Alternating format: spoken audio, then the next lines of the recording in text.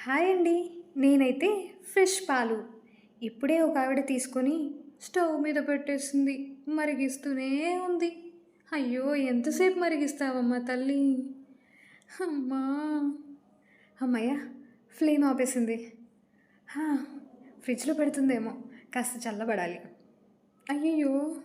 కొన్ని పాలు తీసి మళ్ళీ మరిగిస్తూనే ఉంది. షుగర్, టీ పౌడర్ యాడ్ చేసి టీ చేసుకొని పొట్టలో వేసేసుకుంది. దొంగ మొహం. సరేలే ఇంకా మిగిలే ఉన్నాను కదా అనుకుంటే ఇంకొన్ని పాలు తీసి పెరుగు కలిపేసింది. నైట్ అంతా కుదించుకుపోయి చిక్కబడి గట్టిగా పెరుగులాగా మారిపోయాను. సర్లే తీయదనం కలిసింది. ఇదేదో బాగానే ఉంది. ఓకే. అమ్మో! మళ్ళీ ఇంకొన్ని పాలు తీసి నెక్స్ట్ డే మళ్ళీ మరిగిస్తూనే ఉంది. ఈసారి అబ్బే! పుల్లటి నిమ్మరసం యాడ్ చేసింది.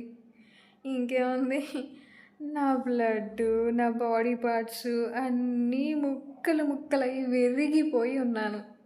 చచ్చానురా బాబు అనుకుంటే ఆ విరిగిపోయిన ముక్కల్ని కూడా తీసి నా బ్లడ్ మొత్తము లాగేసి పన్నీర్ తయారు చేసింది. వామ్మో! ఈవిడ చాలా తెలివి కల్లది. హా! సరే ఇంకోవైపు చిక్కటి పెరుగు తీసి దాన్ని చిలికి, చిలికి, చిలికి, చిలికి వెన్న తయారు చేసింది. అరే! చాలా స్మూత్‌గా అయిపోయాను. చాలా తెల్లగా కూడా కనిపిస్తున్నాను. బాగున్నానే అనుకుంటే అమ్మో! వేడి చేస్తుంది మళ్ళీ.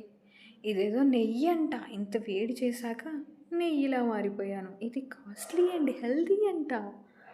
ఓకే. ఇదండి నా సంగతి. నన్నెంత కష్టపెట్టినా ఇంకో కొత్త ప్రోడక్ట్‌గా మారి ఉపయోగపడుతూనే ఉన్నాను. నేనైతే వేస్ట్ కాదు. నేను ఇమ్మోర్టల్ తెలుసా? అమ్మో! ఏదో కష్టాల్లో ఉన్నానని కాస్తంత నాకు నేను ధైర్యం చెప్పుకుంటున్నాను. దేవుడా!